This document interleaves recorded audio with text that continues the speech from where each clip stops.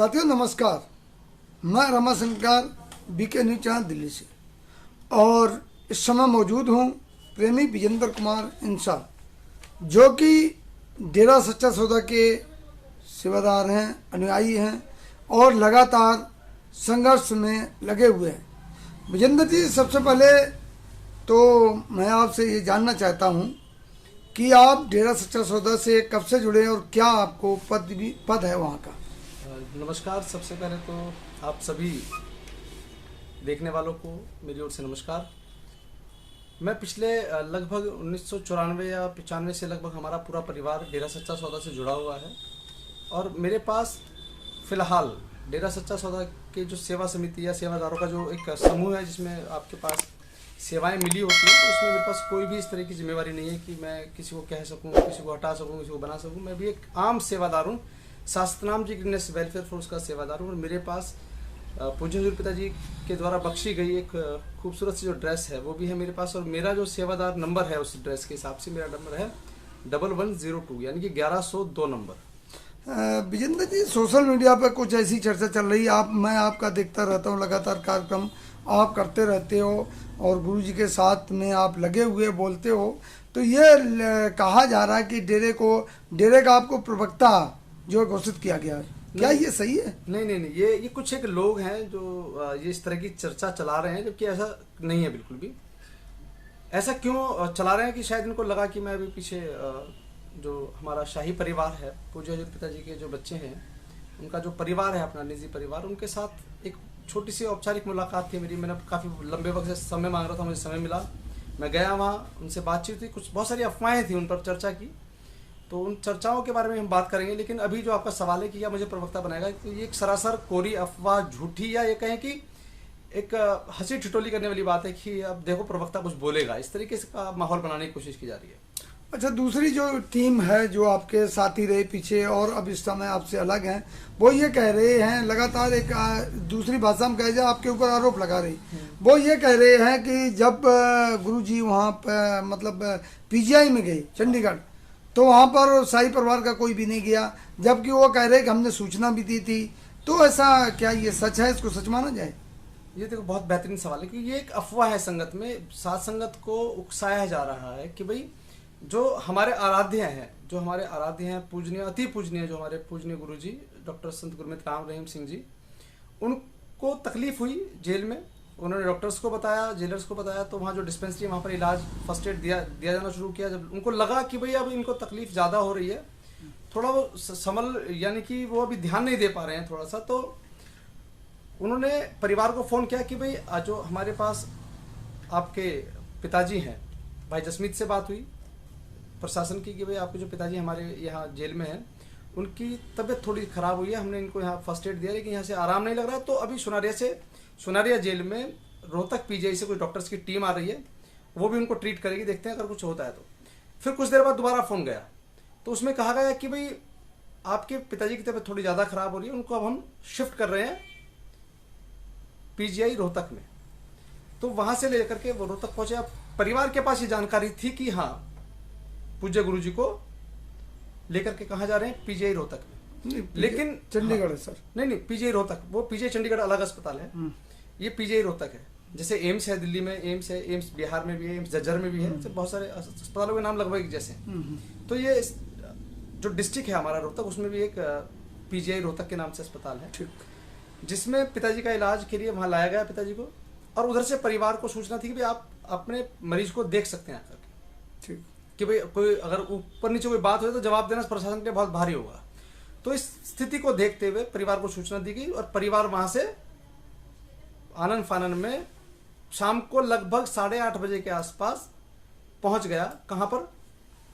PGI Rohtak. अब जो लोग ये आरोप लगा रहे हैं कि उनको नहीं मिला है कोई जाकर के, या परिवार वाले सुध ले रहे हैं पिताजी की, तो मैं इस आपके चैनल के माध्यम से डेरा सच्चा सौदा के 7 करोड़ सेवादारों तक ये मैसेज पहुंचाना चाहूंगा कि कृपया अफवाहों से बचें।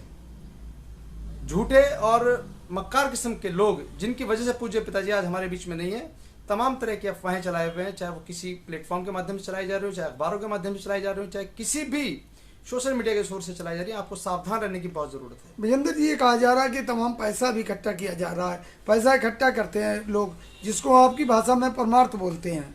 आपका क्या कहना है, ये सच है या अफवाह ये भी है कि जो नहीं, पैसा इकट्ठा किया जा देखिए, रहा है? यहाँ आरोप ये था कि क्या शाही परिवार का क्या क्या रोल है इसके अंदर। देखिए, शाही परिवार की डेफिनेशन समझिए। शाही परिवार है जो पूज्य हजूर पिताजी के जो बेटे हैं, भाई आदरणीय जसमीत जी साहिबजादे, फिर उनसे छोटी हमारी बहन है चरणप्रीत कौर जी, फिर है अमनप्रीत कौर जी। इनका, इस पूरे परिवार का, पूजनीय माता जी का, शाही परिवार का, किसी का भी परमार्थ के पैसे में कोई लेन देन नहीं है। कहीं भी इनका कोई इन्वॉल्वमेंट उसमें सीधे सीधे, कहीं भी सीधे सीधे छोड़ो, आड़े तिरछे घूम करके भी कहीं कोई योगदान नहीं है। क्योंकि शाही परिवार पुश्तैनी, खानदानी कह सकते हैं साहब, खानदानी जेलदार परिवार से संबंध रखता है।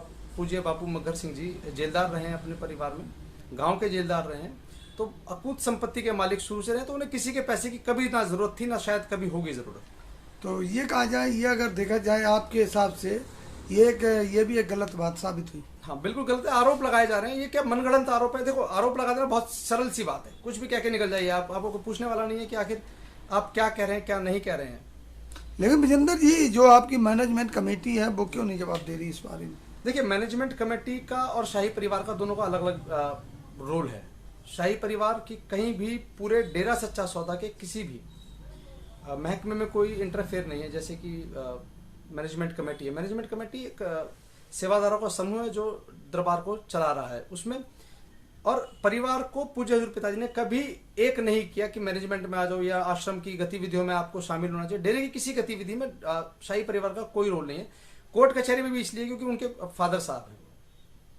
शाही परिवार को सत्संगों के माध्यम से पिताजी ने हमेशा बताया कि भाई परिवार है ये एकदम बिल्कुल अलग रहता है, और दुनियावी जीवन जीते हैं, गृहस्थ आश्रम में गृहस्थ जीवन है, जैसे हम लोग रहते हैं दुनियादारी में, ऐसे परिवार जिंदगी जीते हैं। विजेंद्र जी, मेरा एक सवाल है, हर डिपार्टमेंट में एडमिनिस्ट्रेशन होता है। जी हाँ। तो उस एडमिनिस्ट्रेशन का जो है ना, इन्वॉल्व होते हैं उसमें, हर बात में वो उनकी देख रेख में होता है जो भी काम होता है, लेकिन आपके यहाँ ये नहीं देखा जा रहा है। नहीं, एडमिनिस्ट्रेशन है हमारे यहाँ, जिसे एडम क्या है, एडम का मतलब तो एडमिनिस्ट्रेशन ब्लॉक है, प्रशासनिक खंड कह लें जिसे। लेकिन बोलता क्यों नहीं वो?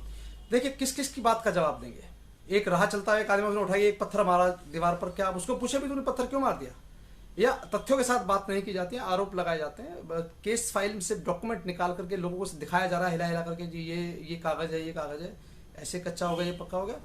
और प्रशासनिक विभाग है जो हमारा एडम ब्लॉक है दरबार का, अगर वो नहीं बोल रहा है तो कुछ ना कुछ काम कर रहा है अपना। किस किस की बातों का जवाब, वो तो इसी चीजें बोल जा रहेगा कि प्रेस को आज ये जवाब देना, आज ये जवाब देना, फिर काम कब करेगा? अच्छा, कुछ लोग ये कह रहे हैं सोशल मीडिया पर कि ना तो शाही परिवार देख रहा पिताजी का केस, ना एडम ब्लॉक देख रहा है, जो आप एडमिनिस्ट्रेशन है जिसकी बात कर रहे हैं आप, लेकिन वो कह रहे हैं कि केस हम डील कर रहे हैं, हम PIL लगा रहे हैं, हम कर रहे हैं, हम केस लड़ रहे हैं। तो आप उनके लिए क्या कहेंगे? इसमें एक बड़ा इंटरेस्टिंग बात यह है कि PIL का मतलब हमें समझना होगा। PIL एक जनहित याचिका है। जनहित याचिका समाज के एक बहुत बड़े हिस्से को जो चीजें प्रभावित करती हैं उसके लिए लगाई जाती है। अब इसमें एक महत्वपूर्ण जो विषय है वो ये है कि पूज्य गुरु जी को साध्वी यौन शोषण मामले में 10-10 साल की सजा हो गई थी। उसमें हमें समय मिला, भाई आपने 30 दिन के अंदर अपील करनी है। कहाँ करनी है? हाई कोर्ट में करनी है, ना कि एक सोशल मीडिया के प्लेटफॉर्म पर करनी है। कहाँ अपील करनी है हमें? हाई कोर्ट में अपील करनी है, Punjab and Haryana high court में। फिर दूसरा एक मुकदमा था जो फर्जी मुकदमा रहा, छत्रपति हत्याकांड। उसमें 120B के तहत पूज्य हजूर पिताजी को आजीवन कारावास की सजा हो जाती है। उसमें भी हमें 30 दिन का वक्त मिला कि भाई या तो आप इसे मंजूर कर लें इस सजा को कि हमने किया है, अन्यथा आप इससे बड़ी अदालत में आप जा सकते हैं। कहाँ जा सकते हैं साहब? हाई कोर्ट जा सकते हैं। उसमें भी हमने 30 दिन के अंदर अंदर अपील दायर कर दी। अच्छा, इसी से जुड़ा एक सवाल है कि जो आपके डेरे में सेवादार नियुक्त किए जाते हैं, क्या उनमें शाही परिवार का भी कोई रोल होता है या खाली जो मैनेजमेंट है उसका? नहीं, मैं एक इसका जवाब दूंगा, लेकिन पहले वाले सवाल का थोड़ा सा हिस्सा रह गया कि हम हाई कोर्ट में है अभी। हाई कोर्ट में दोनों मुकदमों पर सुनवाई शुरू नहीं हुई है। जब हमने अपील की उस वक्त एक डेट पड़ेगी और दोनों केसों में CBI को नोटिस किया गया। ये बताओ बाबा राम रहीम को आपने किस आधार पर सजा की है? वो डॉक्यूमेंटेशन जमा होनी है कोर्ट में, फिर कोर्ट तय करेगा कि हमें कब हियरिंग के लिए बुलाना है। तो कोर्ट का जो मसला है, पूज्य श्री पिताजी कहाँ से रिहा होकर के आएंगे, ध्यान दीजिएगा इस बात पर कि आप कहाँ से रिहा होकर के आएंगे, वो दरवाजा है माननीय उच्च न्यायालय, Punjab and Haryana high court. और वो भी किन मुकदमे होंगे साहब, जो मुकदमे एक्चुअली यहाँ पर चल रहे हैं, जिनमें सजा हुई है।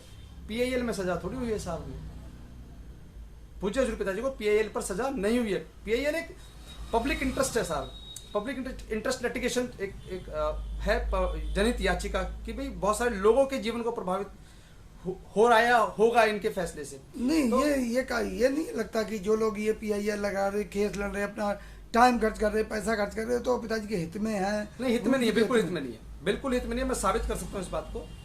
ये हित में इसलिए नहीं कि इसमें डेरा के पूरे सिस्टम को कटघरे में खड़ा किया जा रहा है, झूठी बयानबाजी करके कि भाई हमने आग लगाई, हमने ये किया। जब तुमने क्या, तू यू आर ऑलरेडी क्रिमिनल ना, तुम्हें बाहर आने की जरूरत क्या है, तुम तो क्रिमिनल हो, दोषी हो। तो क्या मैं एक चीज और कहना चाहूंगा, क्योंकि एक पीआईएल और लगी है, एक नहीं कई सारी पीआईएल लगी जो डेरे के खिलाफ है, कुछ डेरे के पक्ष में भी। लेकिन उस समय ये कहा जा रहा है कि बाबा राम रहीम जी को, खट्टा सिंह की एक पीआईएल, उस पर चर्चा कर लेते हैं। खट्टा सिंह ने एक पीआईएल लगवाई थी, उसमें उसने कहा कि भाई बाबा राम रहीम को पंचकुला दंगे में शामिल किया जाए, क्योंकि पंचकुला दंगा इनके इशारे पर इनके लोगों ने किया। आप समझिएगा बात को जो मैं कहना चाह रहा हूं, इनके इशारे पर इनके लोगों ने किया। छत्रपति हत्याकांड में क्या हुआ, यही तो था, इनके इशारे पर इनके लोगों ने मेरे बाप को मार दिया। अंशुल ने यही तो कहा है, अंशुल छत्रपति जो मृतक जो रहे हैं छत्रपति शिवाजी, छत्रपति हत्याकांड में छत्रपति जी, उनके बेटे ने तो कहा कि इनके इशारे पर इनके लोगों ने मेरे पिता को मार दिया। जो पीआईएल लगाई गई है उसमें तो ये कहा जा रहा है कि जो पीआईएल लगी है खट्टा सिंह की ओर से, उसमें भी ये कहा जा रहा है कि बाबा राम रहीम को और उनके परिवार को इस पूरे पंचकुला दंगे में शामिल किया जाए, क्योंकि इन्होंने कहा, इनके लोगों ने किया और संपत्ति, सरकारी संपत्तियों को आग लगाई गई। ये बड़ा गंभीर मसला है। साथियों, आगे का जो कुछ सवाल और रह गए हैं वो दूसरे पार्ट में आपको दिखाई जाएंगे।